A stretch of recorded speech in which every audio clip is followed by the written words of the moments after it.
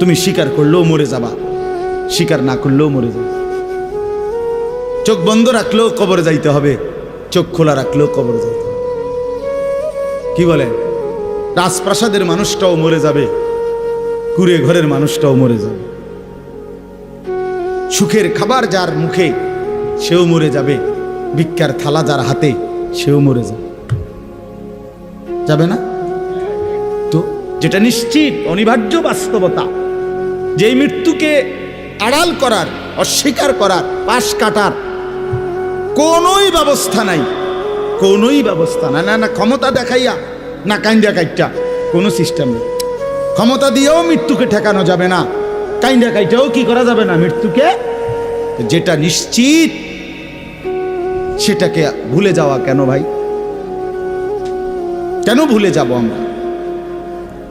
আল্লাহ নবী সাল্লাল্লাহু আলাইহি ওয়াসাল্লামের যেই হাদিস আমি পড়ছি, এটাই নবীজি বলছেন, আকসিরু যিকরা হাদিমিল লাজ্জাত, আমার উম্মত প্রতিদিন বেশি বেশি ওই জিনিসটাকে স্মরণ করো যেটা তোমার সমস্ত স্বাদ, আহ্লাদ, সমস্ত ব্যস্ততা সব কিছুকে স্তব্ধ করে দিবে। সবকিছু, সেটার নাম মৃত্যু। হাদিসে আছে মৃত্যু সবকিছু বন্ধ করবে। তোমার নাক, তোমার চোখের দৃষ্টি, তোমার কানের শ্রবণ শক্তি, তোমার জবানের উচ্চারণ, তোমার জিহ্বার স্বাদ, তোমার হাতের নড়াচড়া, তোমার ব্যস্ততার এই জিন্দিগি স্তব্ধ করে দিবে।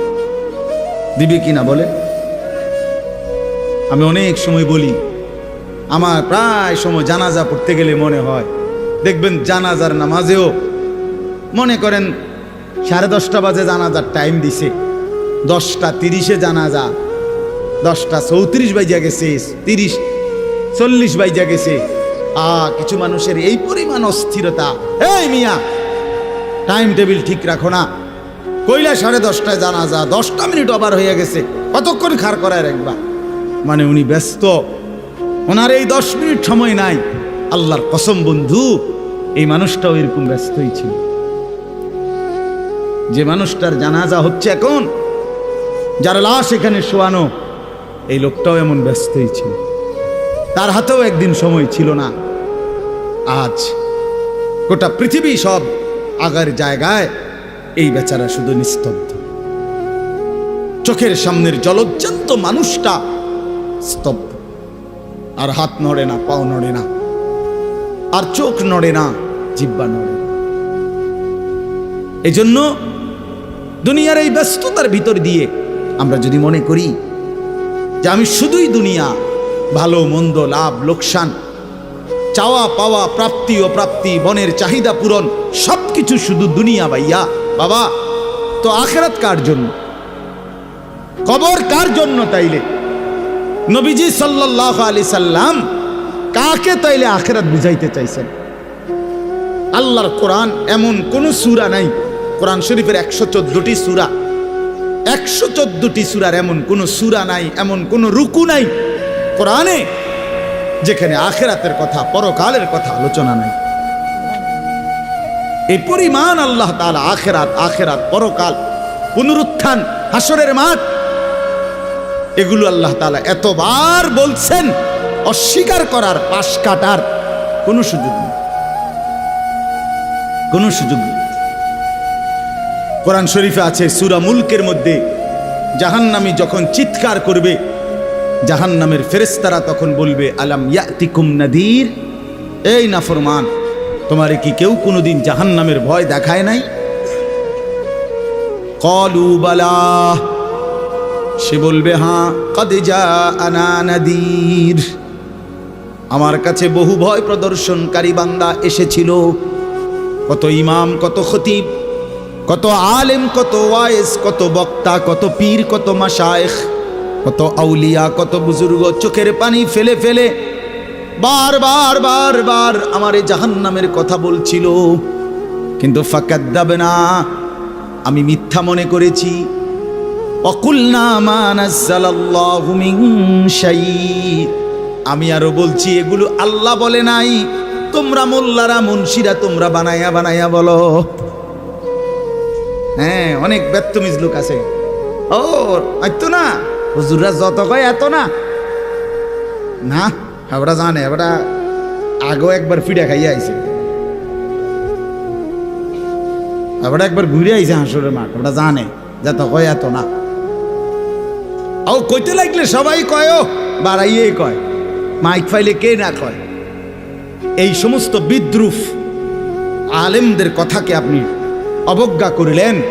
আসলে তো আলেমদের কথা না, কথা যদি হুজুরের কথা হইতো তাইলে না হয় আপনি ফেলে দিতেন, কিন্তু জবানে না হুজুরের কথা, তো সরাসরি আল্লাহর কথা, তো রাসূলুল্লাহর, আল্লাহর, তো সে কথা প্রত্যাখ্যান করলেন কেন? আপনি আমার কথা, আমার ব্যক্তিগত যদি কথা হয় সেটা ফেলে দেন, কথা বোঝেন নাই। কিন্তু উলামায়ে কেরাম আপনাদেরকে নসিহতের মাধ্যমে নিজের ব্যক্তিগত হুজুরদের কথা বলে না, কথা বলেন না কেন? কার কথা বলে? আল্লাহর কথা বলে, রাসূলুল্লাহ সাল্লাল্লাহু আলাইহি সাল্লামের কথা বলে, তো সেটা বাদ দিলেন কেন? সেটা বাদ দিবেন। আমার ব্যক্তিগত কথা তো আপনাদের ধরতে বলি নাই, আমার ব্যক্তিগত কথা বলি, আপনারা দেখি গ্রহণ করেন কিনা বলেন। মনে করেন আমি কুমিল্লা ক্যান্টনমেন্ট থাকি, ময়নামতি সাহেবের বাজার, আমার মাদ্রাসা বাসা ওইখানে। তা আমি কুমিল্লা ক্যান্টনমেন্টে একটা বড় টাওয়ার আছে, গুমতি টাওয়ার। এই গুমতি টাওয়ারের নিচে আন্ডারগ্রাউন্ডে মুদি দোকান এবং তরি তরকারির দোকান। আমি প্রত্যেক দিন ওইখানে তরি তরকারি এবং মুদি যত মাল, এই যে পেঁয়াজ রসুন আদা তেল এগুলো এবং মাছ তরকারি, এগুলো ওই গুমতি টাওয়ার থেকেই সবসময় কিনি। আপনারাও সবাই নিয়ত করেন ইনশাআল্লাহ এখন থেকে সবাই কুমিল্লা ক্যান্টনমেন্ট গুমতি টাওয়ার থেকেই তরকারি এবং চাল ডাল তেল কিনবেন, বলেন ইনশাআল্লাহ। কথা বলেন না তো, তা আপনি কি বলবেন? কি কি হুজুর আপনি পাগল হইলেন? আমি কিনতাম, আমার আমনের ক্যান্টনমেন্ট আমি কিনতাম যাবো, আমাকে দেশে কি মাছ তরকারির অভাব পড়ছে নি? ঠিক কিনা বলেন না কেন? তাহলে এইটা না আমার ব্যক্তিগত কথা, কথাটা আমার বুঝছেননি? এইটারে তো আপনারে মানতে কই নাই আমি, আমি তো বলি না আপনারে যে আপনি আমার লগে গিয়ে বাজার করেন। তাহলে আপনি যে বললেন হুজুর এরম কয়, হুজুরের সব কথা ধরলে চলন যাইতো না বর্তমান জমানায়। আপনারা তো আমার একটা কথাও ধরতে বলি নাই, আপনাকে বলছি আল্লাহর কথা না ধরতে। আপনাকে তো বলেছি ভাইয়া রাসূলুল্লাহ সাল্লাল্লাহু আলাইহি ওয়াসাল্লামের কথা ধরতেন। আল্লাহর কথা ফিরায় দেয় কেমনে? নবীর কথা ফিরায় দেয় কেমনে? বলেন বাবা, মেহেরবানি করে। এই জন্য বুঝতে শিখেন, বুঝতে শিখেন। তিনটা জিনিস আমাদের মধ্যে লাজেম থাকা চাই। এক হলো তাওহীদ, দুই হলো রিসালাত, তিন হলো আখিরাত। এই তিন জিনিস ভুলে গেলে মুসলমান হয় না। তাওহীদ ভুলে গেলে, অর্থাৎ লা ইলাহা ইল্লাল্লাহ, জীবনের সব ব্যাপারে সব বিষয়ে যা কিছু হচ্ছে আমার জীবনের এই সারা পৃথিবীর কায়নাতের সমস্ত নড়া চড়া প্রত্যেকটা বিন্দু বিসর্গ করছেন শুধুই একজন, তিনি আল্লাহ। তিনি কে? লা ইলাহা ইল্লাল্লাহ, আল্লাহ ছাড়া আর কোনো ইলাহ নাই, দেনেওয়ালা আর কেউ নাই, পালনেওয়ালা আর কেউ নাই। এটা তাওহীদ। আর শাজিমের উপর থেকে সাতবক জমিনের নিচ পর্যন্ত যেটা যেমনে যেভাবে আছে সেটা একজনই পরিচালনা করছেন, তিনি আল্লাহ। এ কথা যত দিলের মধ্যে বসাইতে হবে। দুই নাম্বার রিসালাত।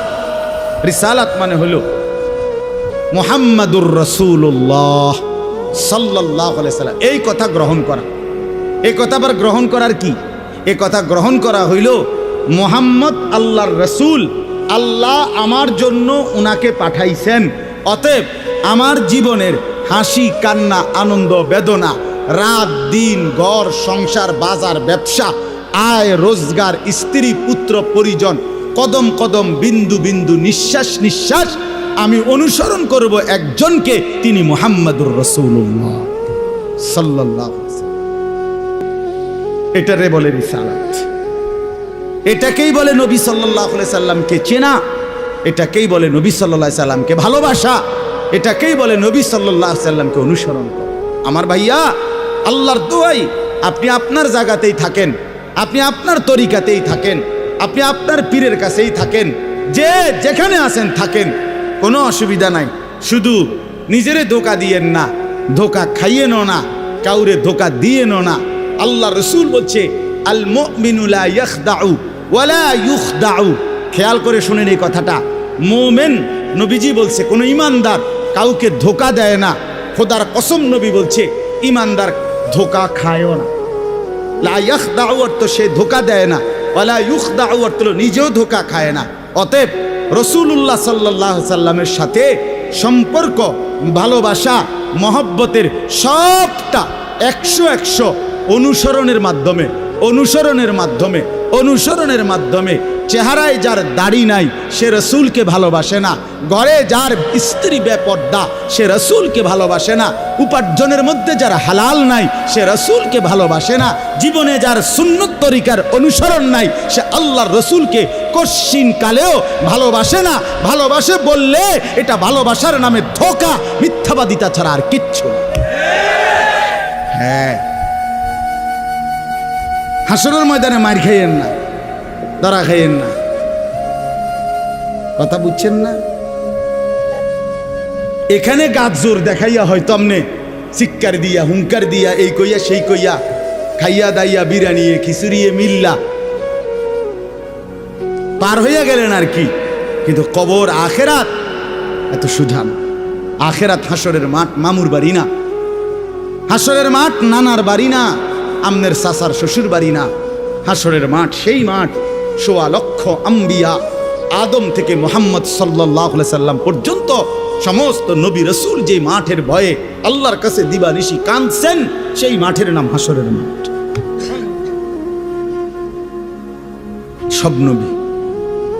সব নবী আল্লাহর কাছে হাসরের মাঠের ব্যাপারে দোয়া করছে।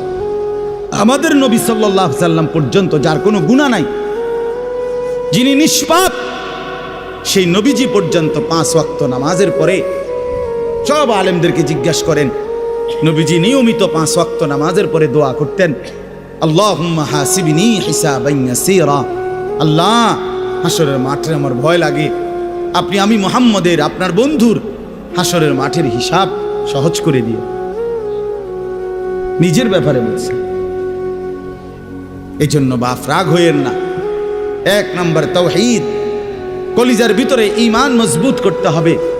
2 নম্বরে রিসালাত, জিন্দেগীর মধ্যে রাসূলুল্লাহ সাল্লাল্লাহু আলাইহি সাল্লামের অনুসরণ নিশ্চিত করতে হবে।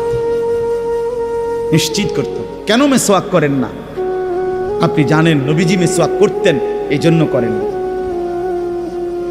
কেন দস্তরখান বিছায়া খানা খান না? আপনি জানেন, শুনছেন যে নবীজি সাল্লাল্লাহু আলাইহি সাল্লাম দস্তরখান বিছায়া সমান জায়গায় খানা খাইতেন, এই জন্য আপনি ইচ্ছা করে এটা বিছান না। কারণ আপনার কলিজার ভিতরে সিদ্ধান্ত, আমি মুহাম্মদুর রাসূলুল্লাহ সাল্লাল্লাহু আলাইহি সাল্লামের বিরোধিতা করব। কেন আপনি দাড়ি কাটেন? কারণ আপনি শুনছেন নবীজি দাড়ি লম্বা করতে বলছে, এই জন্য আপনি এটা বুঝাইলেন। রাসূলুল্লাহ সাল্লাল্লাহু আলাইহি সাল্লাম আপনি কইছেন, আচ্ছা আমরে দেখাম, আপনি জানেন। হ্যাঁ, আপনার বাম পাও দিয়া ঢুকতে বাথরুমে, টয়লেটে মনে থাকে না। কেন মনে থাকে না? আপনি জানেন না এটা নবীজি বলছে। কথা বলেন না, নাকি ওই কাউমি মাদ্রাসার হুজুররা কইছে? কথা বলেন না। মেসওয়াক এটা রাসূলুল্লাহ সাল্লাল্লাহু আলাইহি সাল্লামের সুন্নত না কওমি আলেমদের সুন্নত? কথা বলেন না আপনারা। তো এটা করেন না কেন? কারে ওহাবি বলেন? কারে গালি দেন? কেন গালি দেন? কি বুঝে গালি দিলেন? কেন বললেন? বলেন, কি অপরাধের কারণে আমি রসুলের দুশমন হব? কেন? আমি মিসওয়াক করি এই অপরাধের কারণে না? কথা বলেন না কেন? আমি দাড়ি রাখছি দেখে এই অপরাধের কারণে? কোন আমার স্ত্রী পর্দানশীল, আমার মেয়ে পর্দা করে, আমার ঘরে টেলিভিশন নাই, আমার রোজগারের মধ্যে আমি হারাম করার চেষ্টা করি না, তো সব ক্ষেত্রে রাসূলুল্লাহ সাল্লাল্লাহু আলাইহি সাল্লামের সুন্নাতের উপরে চলার চেষ্টা করলাম, তা আমি রসুলের দুশমন কেন হলাম?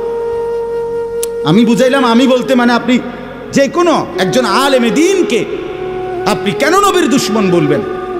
এত বড় জুলুম কেন করেন? এত বড় কেন জুলুম করেন বাবা? চা দোকানে বসে একজন আলেমের বদনাম করলেন, আপনি আন্দাজ করলেন একজন আলেমের ইলমের কদর কত? আমরা কিতাবে স্পষ্ট পড়ছি সারা পৃথিবীর ইমানদারের সমস্ত বন্দিগি আর আল্লাহর রাস্তায় জিহাদ, এই দুইটার পার্থক্য কদ্দুর। সারা পৃথিবীর ইমানদারের সমস্ত ইবাদাত একটি সমুদ্রের মধ্যে যদি কেউ আঙ্গুল দেয়, আঙ্গুল চুবায়, তো আঙ্গুলের অগ্রভাগে পানি লাগবে যে দূর, এতে করে সমুদ্রের ঢেউ তো বন্ধ হয়ে যাবে, ঠিক না? নৌকা চলা বন্ধ হয়ে যাবে না? সমুদ্র টের পাবে কিছু? কিতাবে স্পষ্ট আছে একজন ইমানদারের সমস্ত মুমিনের সব ইবাদত একত্র করিলে এইটার মর্যাদা হলো আঙ্গুলের অগ্রভাগের পানি। আর আল্লাহর রাস্তার জিহাদ ফি সাবিলিল্লাহ, জীবন দেওয়া, জিহাদ করা, এটা সমুদ্রের বাকি পানি। এরপরে লিখছে যে সমস্ত ইবাদত এবং আল্লাহর রাস্তার যুদ্ধ, এইটাও এবার একসাথ করেন। এই সবটা এবার ইবাদাত এমনকি জিহাদ সবটা একত্র করিলে আঙ্গুলের অগ্রভাগের পানি, খোদার কসম, আল্লাহর কসম, এলেম, কোরআন সুন্নাহর এলেম, এইটা সমুদ্রের বাকি পানি। বিশ্বাস করে এবার বলেন এক আলেমে দ্বীনের কদর করে আপনি কারে টিটকারি করলেন? কারে? ওটা আপনার মসজিদের ইমাম ৬০০০ টাকা বেতন দেখে আপনার চোখে লাগছে না? বেটার বেতন কম, হ্যাঁ বেটার বেতন কম তো আপনি না কম দিছেন, উনি নি কম নির্ধারণ করছেন, আপনি না তারে মূল্যায়ন করেন না। কথা বলেন না কেন? আমাদের সমস্ত একার একটা স্পষ্ট কথা খেয়াল করেন, যদি এক সমস্ত মুসলমানের টার্গেট হইতো যে আমি প্রত্যেক বিষয়ে আল্লাহর কোরআন রসুলের সুন্নাত মোতাবেক চলবো, তাইলে এই পৃথিবীতে মসজিদের ইমামের চাইতে ব্যস্ত জিন্দিগি আর কেউ পালন করার কথা ছিল না। কেন? ওই মহল্লার সমস্ত মানুষের ঈমান, ইসলাম, আখিরাতের সমস্ত দিক নির্দেশনা সারাক্ষণ উনাকে দিতে হইতো, তখন উনার কদরও হইতো অনেক, তখন উনার বেতনও হইতো অনেক, উনার হাদিয়াও হইতো অনেক। কিন্তু আমাদের কলিজার ভিতরে আখিরাত লাগে না মনে হইছে, কোরআন তিলাওয়াত লাগে না, রসুলের সুন্নাত লাগে না, মেয়ের বিয়েটার মধ্যে নবীর সুন্নাত কি এটা জানার দরকার নাই, ছেলের বিয়েটার মধ্যে নবীর সুন্নাত কি এটা জানার দরকার নাই। ওই হদ্দার মাতব্বর মিল্লা তারা ঠিক করছে বিয়েটার মধ্যে চেয়ার হইব ২০০, টেবিল হইব মোট ৩০টা, গেট হইব একটা ৭০,০০০ টাকা দামের গেট, হাইয়েস্ট গাড়ি যাব ৬০টা, প্রত্যেকটার মধ্যে বেড়া বেড়ি মিল্লা বইব ১৪ জন, তো ৫টার মধ্যে ৫, ১৪, ৭০ জন। এরপরে দিয়া গেটে দিব ২,০০০, বাজে খরচ হইল ৩,০০০, এই হইল ৫,০০০। এগুলো হইল হিসাব। আর হুজুরে আইয়া কয়ে গেছে রবিবারে মাইয়াগার বিয়া, দুপুরে দুগা ভাত খাইয়ে যাই। বুঝেন নাই? কিন্তু যদি সে জানতো যে রাসূলুল্লাহ সাল্লাল্লাহু আলাইহি সাল্লামের 4টা মেয়ে নবী বিয়ে দিছেন, আমি সেভাবে রাসূলের মেয়ে যেভাবে বিয়ে দিছেন আমি আমার কন্যাকে সেভাবে বিয়ে দেব, তাইলে তো ইমাম সাহেবের কাছেই উনি আগে আসতো, ঠিক কিনা বল? আলেমের কাছেই আগে আসতো। কিন্তু ওই যে ওনার তো এটা দরকার নেই। কি আপনার বাড়িতে 3 দিন ধরে ডেক সেট বাজে, হ্যাঁ হুজুর আসলে কিতা করবো, শরম দিয়ে না, ফোলাইনে আউশ করছে, ফোলাইনে শখ করছে। হায় রে আল্লাহ, হায় মুসলমান, এইভাবে রাসূলুল্লাহ সাল্লাল্লাহু আলাইহি সাল্লামের হুকুমকে, সুন্নাতকে গলা টিপে হত্যা করলেন। নবীজি নিজে বলছে না, আপনারা কতবার শুনছেন, নবীজি বলছে বিয়ে আমি রাসূলের সুন্নাত, বলছি কিনা বলেন? আবার বলেন বলছি কিনা? তাহলে যার সুন্নাত তার মতো হইতে হবে না? তো রাসূলুল্লাহ সাল্লাল্লাহু আলাইহি সাল্লামের সুন্নাত বিয়ে, তো বিয়ে নবীজি সাল্লাল্লাহু আলাইহি সাল্লাম বিয়ের মধ্যে গায়ে হলুদ, ডেক সেট, এই লম্বা গেট আর গাড়ির মধ্যে ফুল, এই সব। আমি অনেক সময় অনেকের জিজ্ঞাসা করছি যে ভাই বিয়ে কার, বিয়ে কার? কইছে ওনার। আমি কই এই ফুল দিয়ে লাগাইছেন গাড়ি, বিয়ে তো প্রাইভেট কারে করানো উচিত। বেকুব যদি পুরা তার সিরা হয়, এই মাতাল হওয়ার কারণে একমাত্র তার সিরা দেখা প্রাইভেট কারের মধ্যে কি লাগাইছে। কিরে বেটা বিয়ে হইলো এতের, ফুল লাগাইলো কোথায়? প্রাইভেট কারে। পাগল কারে কয়? এই পাগলের বাতরাম দেখে। বলেন আপনারা চাচা, আপনারা বলেন, এটা বিবেক নি কথা। কি বিয়ে করে এতে ফুল লাগায় প্রাইভেট কারের, বলদ নি আমনে? এর থেকে বড় বলদ আর কি? আস্তাগফিরুল্লাহ, কি পরিমাণ বোকা আমরা। 10,000 টাকা কোথায় লাগাইলেন? 10,000 টাকা এই ফুলগুলো লাগাইতে গিয়ে 5,000 টাকা, 7,000 টাকা, 10,000 টাকা কোথায় দিলেন?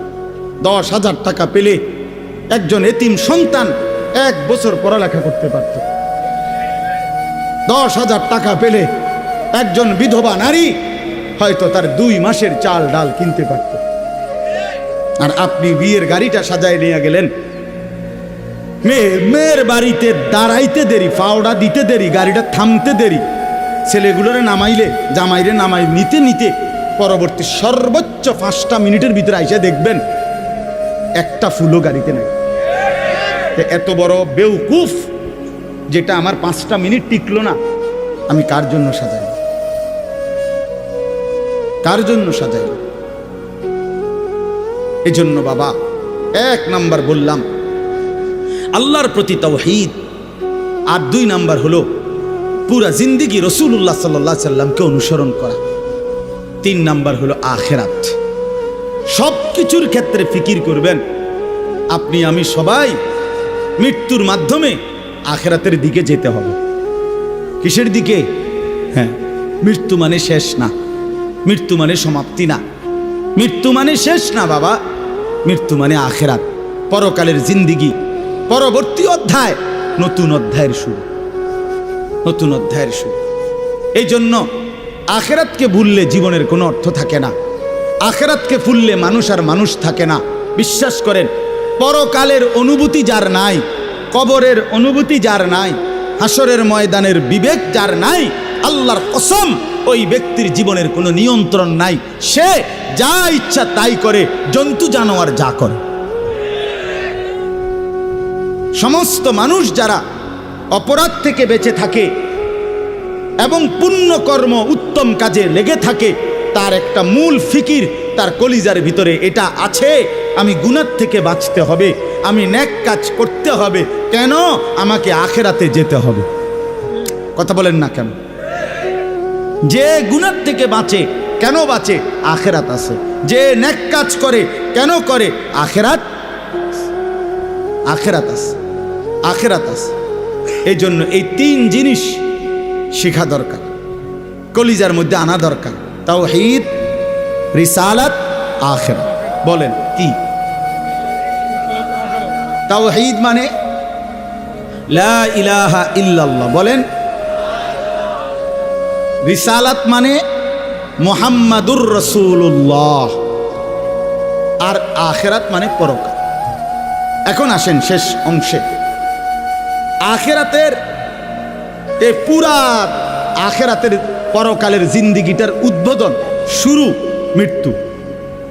মৃত্যুর মাধ্যমেই শুরু হয়। এই আমি শুধু যে আয়াতটুকু পড়ছি আপনাদেরকে শুধু তর্জমা শুনাই। আল্লাহ তাআলা বলেন, দুনিয়ার জীবনে, এই অল্প একটু, আর দুনিয়ার জীবনে যেই মানুষটা আল্লাহর নাফরমানি, অবাধ্যতা, রাসূলের বিরোধিতা, কোরআন সুন্নাহর বিরোধিতা, আল্লাহর হুকুমের বিরোধিতা করে কাফের, মুশরিক, বেঈমান, নাফরমান, পাপী হয়ে জিন্দেগিটা কাটাইছে, আল্লাহ তাআলা বলেন তার আখিরাত যে কঠিন হবে এটার প্রথম প্রমাণ হলো তার মৃত্যুর মুখে গিয়া আজরাইল মালাকুল মউত যখন আসবে, আল্লাহর কসম আল্লাহ বলেন তার মৃত্যুর যন্ত্রণাটা হবে অত্যন্ত ভয়ানক। এটা দিয়েই শুরু হবে। সে মালাকুল মউত আজরাইলকে দেখেই আর তার রুহু কবচ দেখেই সে বুঝে ফেলবে তার পরবর্তী স্টেজ বড় বিপজ্জনক, তার সামনের জিন্দেগি বড় বিপজ্জনক। আল্লাহ তাআলা বলেন সমস্ত নাফরমান ব্যক্তির জান কবজের মুহূর্তটা খুব বেশি যন্ত্রণাদায়ক, খুব বেশি যন্ত্রণাদায়ক, খুব বেশি। এই যন্ত্রণার সিস্টেম হইল, নবীজি বলছেন প্রত্যেক নাফরমান পাপী, হাদিসের মধ্যে আছে নেককার ব্যক্তি ফেরেশতা আজরাইল অত্যন্ত সুন্দর আকৃতিতে নেককার ব্যক্তির কাছে আইসা তার রুহু কবজের সময় বলবে, হে পবিত্র আত্মা, আল্লাহর সন্তুষ্টি নিয়ে তুমি বের হয়ে আসো। আল্লাহ রাসূল সাল্লাল্লাহু আলাইহি সাল্লাম বলেন, কোনো পাত্র থেকে পানি যেভাবে ঢেলে দেয় এইটা যেরকম আরামসে পড়ে যায়, বের হয়, আল্লাহর কসম নবীজি বলেন নেককার ব্যক্তির রূহটা মালাকুল মউত আজরাইলের হাতে এরকম আরামসে চলে আসবে।